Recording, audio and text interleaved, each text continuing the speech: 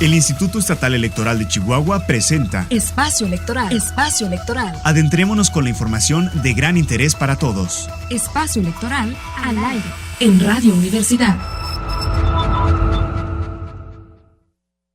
Hola, ¿qué tal? Muy buenas tardes, bienvenidas, bienvenidos a este espacio electoral que cada lunes y cada martes les traemos aquí en el 106.9 FM de Radio Universidad y a través de todas las plataformas digitales del Instituto Estatal Electoral. Mi nombre es Rolando Nájera y es un gusto saludarles como siempre desde este espacio electoral y como siempre me acompaña Oksana Bolchanskaya. Buenas tardes, Rolando. Buenas tardes a toda nuestra audiencia. Un agradecimiento, como siempre, por estarnos sintonizando, por estar al pendiente de los temas que nosotros siempre comentamos en este espacio. Y estos temas pues tienen que ver con la democracia, con la participación ciudadana, con la educación cívica, con todo lo que tiene que ver con el involucramiento de la ciudadanía en los asuntos públicos y también en los procesos electorales. Pues bien, y hoy tenemos en el estudio a un invitado que viene del estado de Jalisco. Por eso vamos a aprovechar todos y tenemos muchos temas que comentar con él porque el consejero presidente del Instituto Electoral y de Participación Ciudadana del estado de Jalisco, Guillermo Alcaraz Cros, nos acompañó y nos sigue acompañando en varias actividades que se están llevando a cabo aquí en el estado de Chihuahua.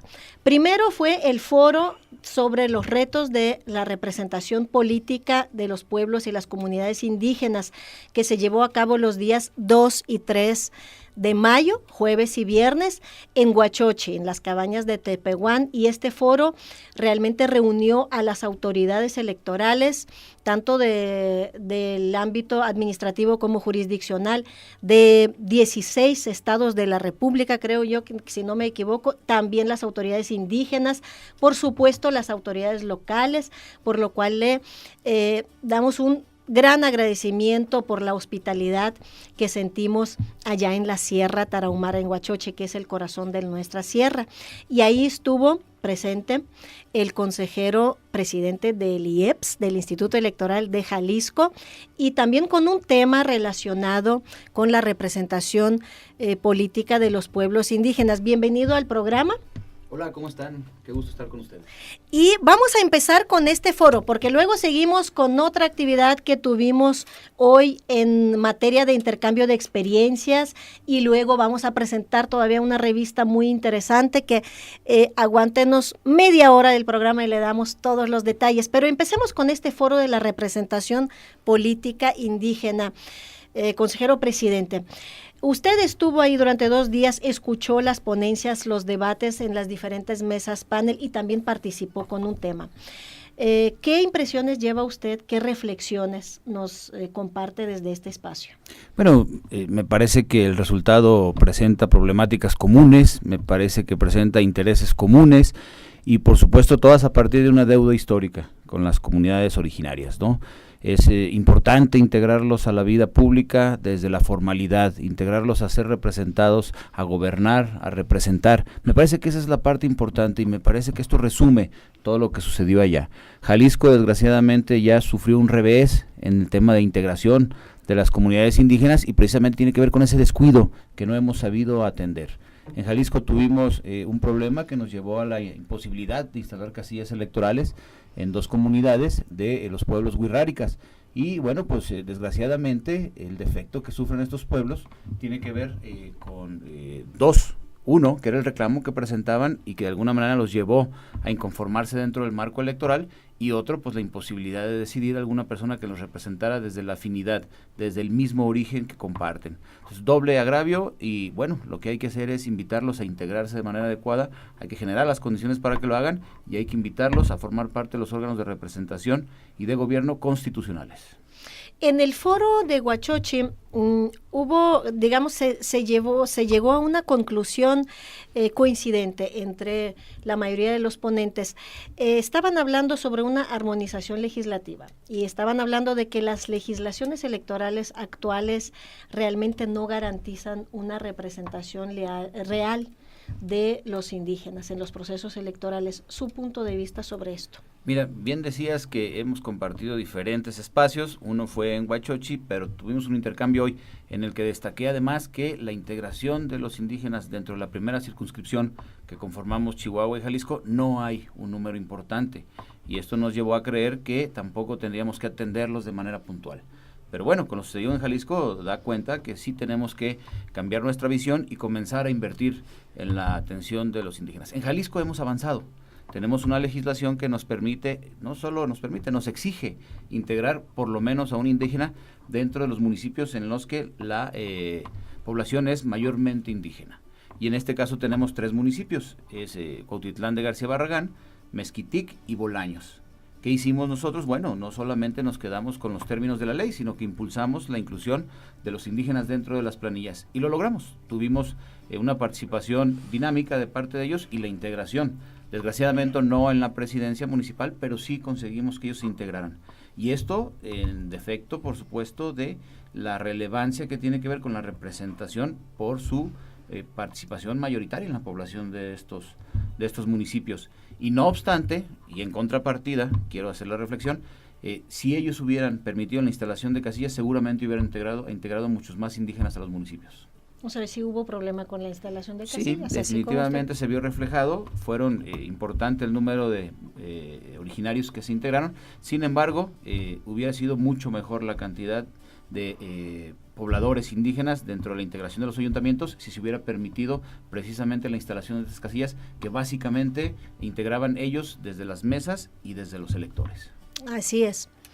Consejero presidente, por la mañana estuvimos en la sala de sesiones del Consejo Estatal del Instituto Estatal Electoral de Chihuahua, donde estuvo usted acompañado de la consejera electoral Beatriz Rangel Juárez y Moisés Pérez Vega, también consejero electoral de Jalisco, donde expusieron, nos presentaron a personal del Instituto de Chihuahua los temas de participación ciudadana, voto en el extranjero, participación política de los pueblos y comunidades indígenas y participación política de las mujeres. Si nos puede compartir un poco de lo que se habló en el tema de participación ciudadana, que es muy reciente para el Instituto Estatal Electoral este tema. El año pasado entró en vigor la ley de participación ciudadana y usted hablaba del derecho humano a esta participación, ¿no? Y entre otras cosas. Así es, como humanos tenemos la oportunidad de participar en las decisiones públicas y lo hacemos a través de esta ruta ciudadana que se ha abierto, ¿no? Se han circunscrito ya algunos mecanismos para que podamos hacer uso de ellos. En Jalisco, esto tiene su origen en 1998, sin embargo, y tengo que precisarlo y lo dijimos en la mesa, no han resultado los efectos que esperábamos, ¿no? La participación no ha sido la más amplia, pero además, cuando la ciudadanía se ha organizado para iniciar un procedimiento de este tipo, no hemos llegado hasta la última de las etapas, con excepción de las iniciativas populares que luego pasan a los congresos para que estos les den un curso regular como cualquier iniciativa y que muchas veces ni siquiera se discute. En el resto de los casos nos hemos quedado en el ánimo de los ciudadanos, en el impulso que se le da, pero no hemos llegado a un resultado que nos ofrezca una respuesta a esa inquietud ciudadana. Nosotros hemos evolucionado, tuvimos una primera ley en el 96, luego tuvimos una en el 2016 y recientemente tenemos una en el 2019. ¿Cuál es la característica de estas reformas? El crecimiento en el número de mecanismos de participación, pero no en la participación. Entonces creo que si limitamos nuestros mecanismos y los dotamos de un catálogo importante, de un contenido que los nutra y que genere verdaderas condiciones para la participación ciudadana, creo que estaríamos dándole una respuesta a la ciudadanía. No olvidemos que uno de los pilares de la gobernanza es precisamente la participación ciudadana. Entonces creo que hemos equivocado la ruta, ampliando el catálogo de mecanismos y no nutriéndolos con contenidos. Consejero, ¿y cómo hizo el Instituto Electoral y de Participación Ciudadana de Jalisco para socializar estas herramientas, para que la gente se enterara de que existen y que se pueden aplicar? Bueno, primero tengo que decirte que afortunadamente la construcción de la reforma anterior a la que más recientemente tenemos, hubo un gran debate porque las fuerzas políticas se pelearon por la paternidad de los mecanismos de participación y eso ya generó una buena difusión. eso nos fue muy favorable. Pero una vez que se instaló esa reforma, tuvimos la oportunidad de emplear los tiempos que nos corresponden y que administra el Instituto Nacional Electoral para llenarlos precisamente con la difusión de estos mecanismos. Tuvimos la posibilidad de llevar a cabo 2, que llevamos hasta su conclusión, 2 consultas relativas a las vías exclusivas para el uso de las bicicletas, y esas también generaron una buena difusión. Me parece que a partir de ellas los ciudadanos se motivaron, se estimularon, porque vieron que llegamos a un resultado al final. No vinculante, pero al final se concluyó. El resultado ahí estuvo y me parece que la ciudadanía se sintió partícipe de lo que ahí sucedió. Entonces me parece que eso ha generado buenas condiciones.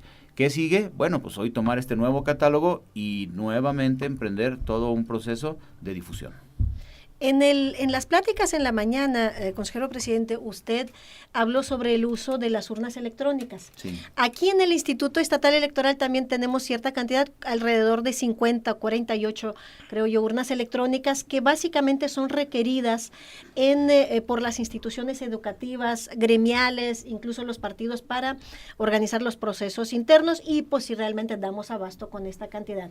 Pero usted nos comenta que estas consultas en Jalisco, en las comunidades donde se implementaron, fueron con el uso de las urnas electrónicas. Sí. Compártanos esta experiencia porque realmente para nosotros es algo nuevo, para que en un instrumento de participación ciudadana se use el voto electrónico. Bueno, tengo que decir primero que los legisladores en Jalisco tuvieron la visión de poner un artículo transitorio en alguna de las reformas en la que se proponía el crecimiento paulatino del ejercicio a través de los mecanismos informáticos. Entonces, no fue una idea que solamente le correspondía al instituto, sino que además los legisladores, con altura de miras, decidieron que teníamos que crecer en esa ruta, en el uso de la informática para los mecanismos de participación.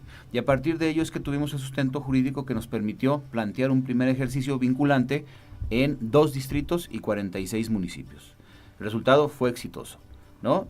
Tuvimos antes de la medianoche resultados que ya eran definitivos y que nos daba un resultado que vinculaba a las autoridades de determinados municipios, que fue donde se llevó la consulta, y de los distritos. Las impugnaciones fueron muy breves y estas en ningún caso fueron procedentes. El error aritmético quedó fuera, el llenado de las actas ya no era tampoco una causa para la nulidad de las casillas, y entonces para nosotros el resultado fue muy alentador. Desgraciadamente cambia el marco, nos integramos a este sistema nacional y la posibilidad de crecer tal cual se había previsto en algún transitorio en la legislación de Jalisco ya no fue posible, fue sustituido el marco jurídico y tenemos nuestras urnas ahí al servicio de la ciudadanía, pero en la participación ciudadana. Es nuestra primera herramienta, siempre es nuestra primera opción y tiene que ver precisamente con el resultado que ya le otorgaron a la ciudadanía en Jalisco. Estas 2 consultas a las que me referí, que tenían que ver con las vías exclusivas para el uso de la bicicleta, se llevaron a cabo con estas herramientas. Y las urnas, en su mayoría, cerraron a las 18 horas. Las que cerraron a las 18 horas nos presentaron un resultado de inmediato. Las que porque todavía ciudadanía esperando para votar tuvieron que mantenerse abiertas, bueno, también una vez que cerraron nos mandaron un resultado inmediato. Y esto nos llevó al final a tener resultados definitivos y declarar la validez de una elección 2 horas después de las 18 horas en que cerraron las casillas. Entonces esa inmediatez que ofrece la tecnología es insustituible, ¿no? Cualquier duda sobre lo que haya podido pasar durante la jornada electoral queda disipada. No hay espacio para que la gente comience a, de alguna manera, desestabilizar lo sucedido en la jornada electoral. ¿Cuántas urnas tienen ustedes y cómo funcionan? Porque de la explicación que usted dio en la sesión de capacitación, entiendo de que no hay un comprobante en papel que se deposita en una urna en físico, sino que todo se procesa dentro de la urna electrónica. Sí. Cuéntenos un poco sobre y la cantidad de urnas que tienen en el instituto. Se requieren 2 funcionarios como mínimo para que entre ellos haya algún mecanismo de validación. Ellos 2 portan una tarjeta cada uno que se pasa por un canal que está anexo a la urna y que tiene un sistema de tipo bancario. Reconoce la tarjeta e identifica al funcionario, presidente y secretario. No obstante, en aquel ejercicio tuvimos que tener un número mayor de funcionarios de mesa, porque así lo establece la ley. Con 2 hubiéramos podido superar la jornada electoral. Pero bueno, en el mecanismo de participación lo hicimos. Una vez que pasa esto, la urna registra vía internet que ya se abrió y que inicia la votación, ¿no? Abre y cierra de inmediato para evitar que ésta pueda ser invadida a través de las rutas informáticas. Entonces, una vez que sucede esto, el presidente de la casilla otorga a través de un código que se emite a través de un teclado la oportunidad de que cada elector vote. Y se despliega entonces en la pantalla la boleta electoral a través de la cual se hace la elección. ¿Qué nos garantiza esto? Bueno, primero que la ciudadanía la va a poder ver, que la va a votar de inmediato y que puede corregir si se equivoca, a diferencia de un voto en papel. Porque si no confirmas tú, no vas a emitir el voto. Una tachadura en una boleta. Y en una boleta, vale. una cruz, con una cruz queriendo corregir, significa nulidad del voto. Así es. Okay. Tampoco tenemos un espacio para el voto nulo. Entonces, todos los votos de alguna manera suman. Y, bueno, una vez que se desarrolla esta jornada electoral, también se emite un testigo de voto, que no se toma de ahí y se deposita en un depósito diferente, no. Ahí mismo se genera y ahí mismo queda depositado. Una vez que se decidió por qué opción se iba a votar, se imprime 5 segundos para que tú puedas confirmar que lo que está impreso corresponde a tu elección y entonces cae en un depósito que se encuentra integrado a la propia urna electrónica. Y cae de manera en que el ciudadano que sigue para votar no puede ver qué fue tu elección. Una vez que concluimos todo este proceso, automáticamente y a través del mecanismo que desarrollan los funcionarios de la mesa, a través también de la imposición de un código, hace lo mismo que en el arranque. Abre, emite el resultado, emite el dato del cierre de la casilla y vuelve a cerrar. Tomamos esta urna y la depositamos junto con las demás en la espera de alguna impugnación que pudiera darse. Pero los resultados que tenemos ya son definitivos. Ya no tenemos que pasar a un siguiente proceso el miércoles siguiente para llevar a cabo un cómputo. Entonces, si hay duda de parte de algún actor, de alguna persona interesada en saber si efectivamente el resultado que emite la urna corresponde a la decisión ciudadana, nosotros tenemos la posibilidad de auditar esa urna. ¿Cómo? A través de esa impresión que se llama testigo del voto. Cuando se hace la solicitud, entonces cambia la naturaleza, deja de ser un testigo y se convierte en un voto que se recuenta. Y el resultado nunca ha variado. Entonces, esa es la seguridad que le ofrecemos a la ciudadanía, la velocidad con la que se tiene un resultado que inhibe, insisto, la especulación sobre lo sucedido y que además tiene un testigo que permite ser auditado. Muy interesante, es certeza y rapidez finalmente en las urnas. ¿Y cuántas urnas tienen? Tenemos 1,200 urnas. 1,200 urnas. Sí, ahora hay que reconocer que el primer impulso por este camino hacia el uso de las tecnologías surge aquí en Chihuahua, ¿no?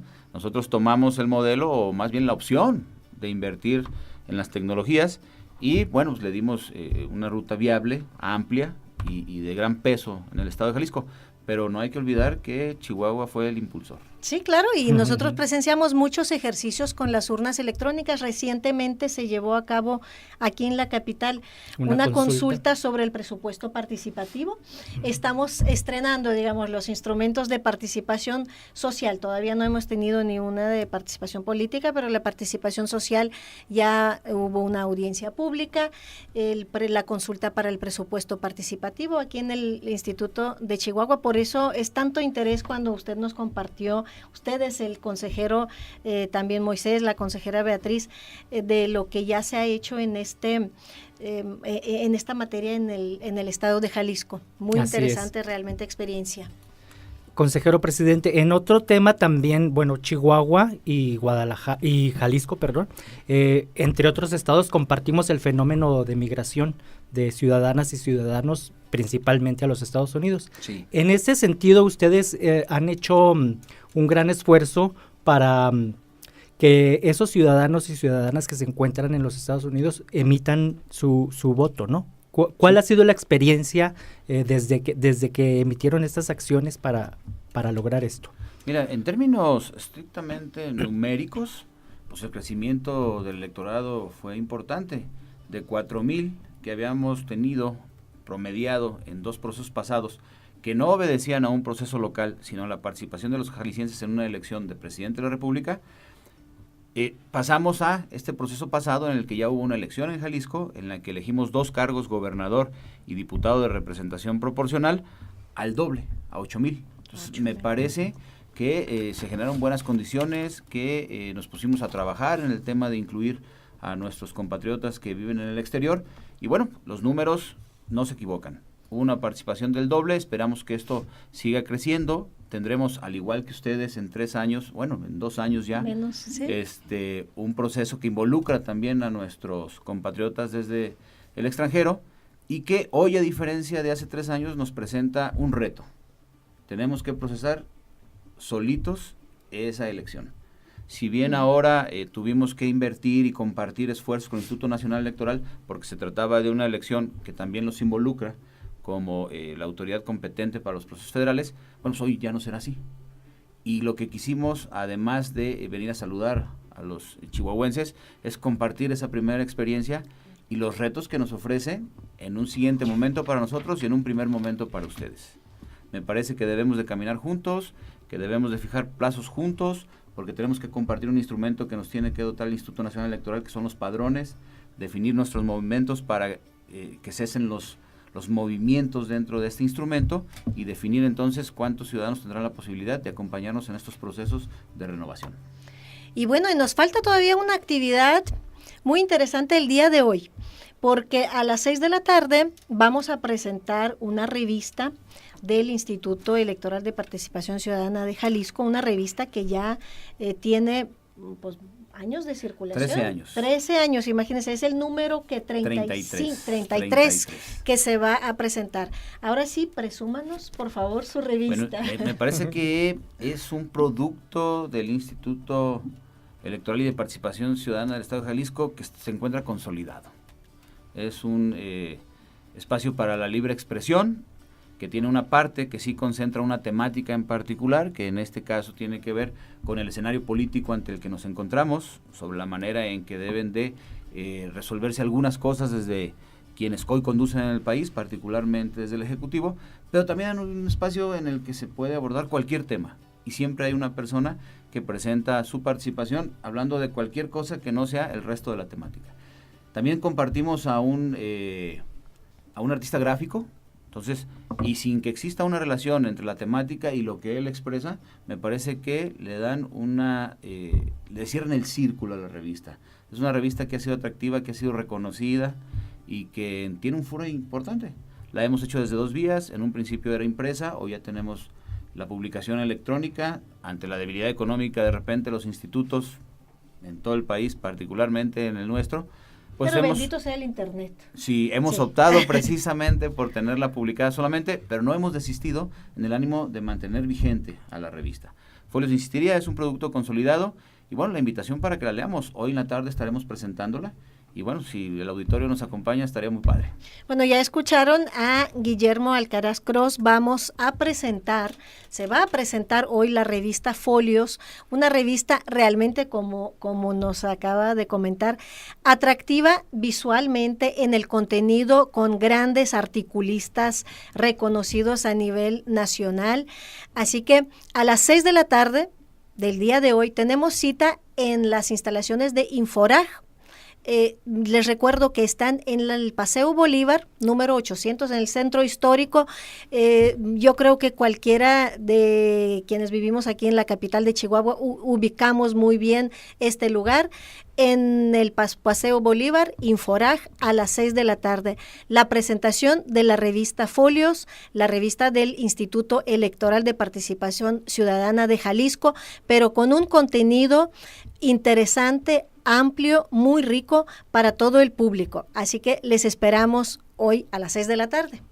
Así es, pues ahí está la invitación. Y consejero presidente, bueno, pues también en otro tema que se tocó por la mañana, y es un tema que también en el Instituto Estatal Electoral de Chihuahua hemos trabajado bastante, es la participación de las mujeres en la política. Compártanos la experiencia del instituto que usted preside en este tema. Mira, fue exitoso. El ejercicio que tuvimos nos dio la oportunidad de crecer en la representación de las mujeres, particularmente en las presidencias de los municipios, ¿no? De los ayuntamientos. Habíamos reunido en toda la historia de Jalisco 39 mujeres presidentas municipales. Hoy en un solo proceso tuvimos 40. Desgraciadamente, alguna de ellas decidió ceder su espacio para un hombre. Pero bueno, ni hablar. No podemos combatir esa parte a menos que ella haya acudido a un tribunal precisamente alegando algún defecto. No sucedió de esta manera y perdimos a una de ellas. Pero por lo pronto reunimos el mismo número de mujeres gobernando un municipio en un solo proceso que en toda la historia de Jalisco, y eso me parece que es alentador. Tuvimos un número de síndicas en el sexo femenino mucho más amplio que en el masculino, ¿no? Eso también es el reflejo de algunos acuerdos que tomamos en el instituto y que por supuesto permitieron esta paridad en Jalisco. El Congreso, ahí no logramos crecer, nos mantuvimos con la representación que teníamos, pero sin embargo salió bien. Pero es producto de una participación que hemos estado desarrollando junto con el Congreso. Sentamos primero las bases para la paridad, fijamos algunas reglas mínimas y a partir de ello construimos un sistema de bloques de competitividad, en que hombres y mujeres tenían que estar distribuidos entre todos los municipios sin concentrarse en municipios ganadores o perdedores. Y el resultado me parece que, insistiría, en términos de gobiernos municipales, fue muy alentador. Pues bien, ya lamentablemente se nos acaba el tiempo y tenemos todavía muchos temas que comentar. Si ustedes se acuerdan, hoy a las 6 de la tarde tenemos cita para presentar la revista Folios del Instituto Electoral y de Participación Ciudadana de Jalisco. Agradecemos la presencia del consejero presidente Guillermo Alcaraz Cros en este programa de Espacio Electoral y les esperamos mañana a la misma hora, a las 2:30 de la tarde, aquí en 106.9 de FM de Radio Universidad. Muchas gracias por su atención. Hasta pronto. Muchas gracias. Esto fue Espacio Electoral. Espacio Electoral, el programa del Instituto Estatal Electoral de Chihuahua. Los esperamos en la próxima emisión por esta frecuencia universal.